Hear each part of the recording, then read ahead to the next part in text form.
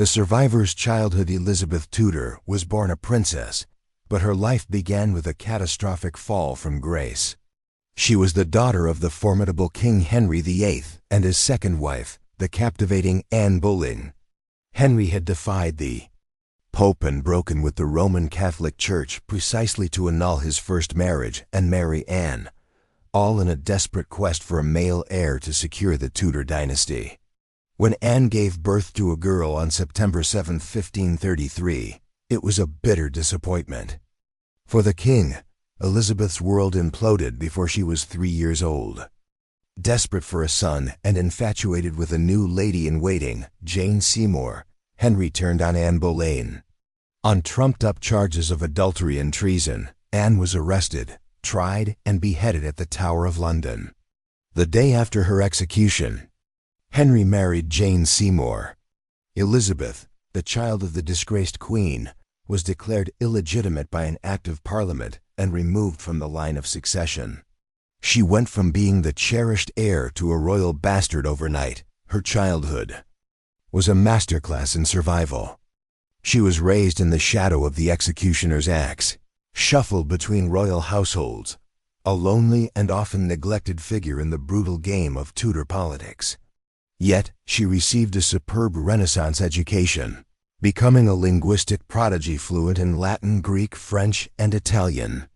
She learned to be cautious, disciplined, and to mask her true feelings behind a carefully constructed public facade.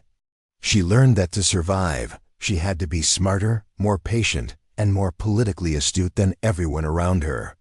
She navigated the fanatical Protestant reign of her younger half-brother, Edward VI, and then the even more dangerous Catholic reign of her older half-sister, Mary I. Bloody Mary, desperate to return England to Catholicism, saw the Protestant Elizabeth as a heretic and a natural rallying point for rebels. Elizabeth was interrogated and imprisoned in the Tower of London, living in constant fear that she would suffer the same fate as her mother. She survived only through her cunning, her unwavering protestations of loyalty, and a great deal of luck.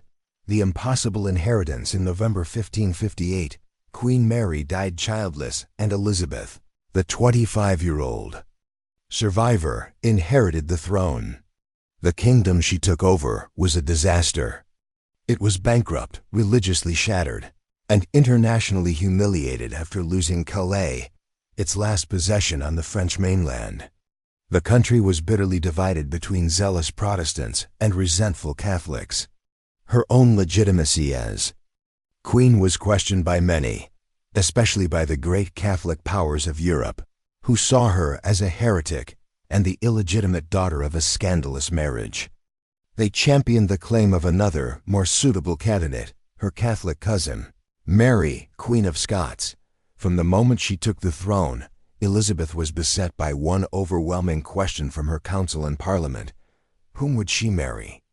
A queen ruling in her own right was a political anomaly in a male-dominated world. It was assumed she must marry immediately to produce an heir and to provide a king to govern. A foreign prince would subject England to foreign influence. An English nobleman would create bitter jealousies at court.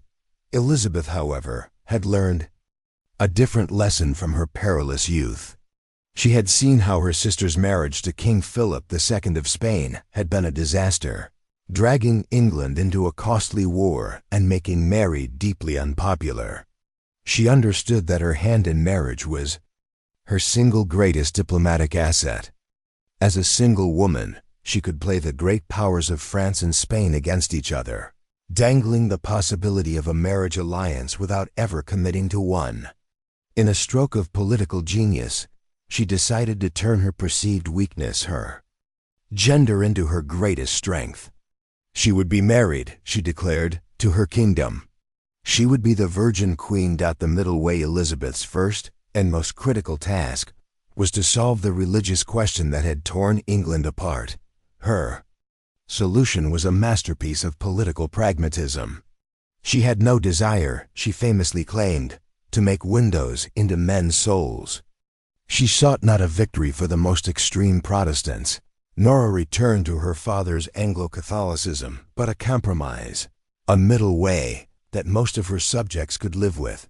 The Elizabethan religious settlement of 1559. Re-established. The Church of England, independent from Rome, with the monarch as its supreme governor. The Book of Common Prayer was reinstated, but it was deliberately worded in a way that could be acceptable to both Protestants and moderate Catholics. The aesthetics of the church, the vestments, the music, the cathedrals, retained a traditional Catholic feel which appeased conservatives.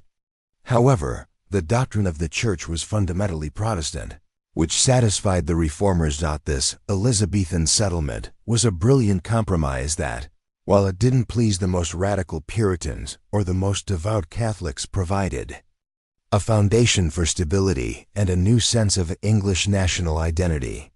It defined the character of Anglicanism for centuries to come.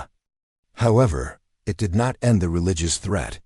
For the rest of her reign, Elizabeth would face a constant, simmering threat from Catholic plots and assassination attempts, often supported by Spain and centered on the person of her cousin and rival, Mary, Queen of Scots. The rival queen and the web of plots. The greatest single threat to Elizabeth's throne and her life came not from a foreign king, but from her own cousin, Mary, Queen of Scots.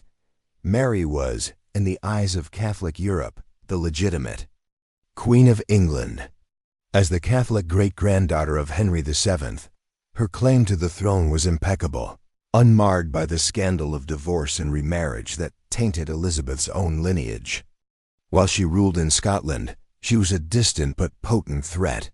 But in 1568, after a disastrous reign marked by scandal and rebellion, Mary was forced to abdicate the Scottish throne and fled across the border into England, seeking her cousin's protection.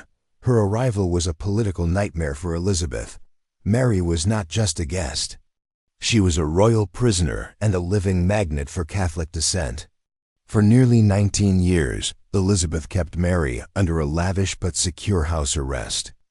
During this time, Mary became the focal point of a succession of Catholic plots designed to assassinate Elizabeth, liberate Mary, and place her on the English throne with the help of Spanish armies. Elizabeth's government, led by her brilliant and ruthless spymaster Sir Francis Walsingham, developed a sophisticated intelligence network to uncover these plots. Walsingham's web of spies, double agents, and codebreakers was one of the most effective in Europe. Plot after plot was foiled, but Elizabeth consistently hesitated to take the final decisive step against her cousin. She was deeply reluctant to execute an anointed queen, a fellow monarch, fearing the precedent it would set. The end came with the Babington plot in 1586. Walsingham's agents intercepted a series of coded letters in which Mary explicitly approved of a plan to assassinate Elizabeth. The evidence was undeniable. Walsingham had his queen in a trap from which there was no escape. Even then, Elizabeth agonized, tormented by the decision. Finally, pressured by her council and parliament, who feared for her life and the stability of the realm, she signed the death warrant. In February 1587, Mary, Queen of Scots, was beheaded at Fotheringay Castle. Elizabeth had eliminated her greatest rival, but in doing so, she had thrown down a direct challenge to the most powerful man in the world, King Philip II of Spain. The Spanish Armada. King Philip II of Spain, the arch-champion of the Catholic faith, and Elizabeth's former brother-in-law, had long seen England as a pestilent island of heresy.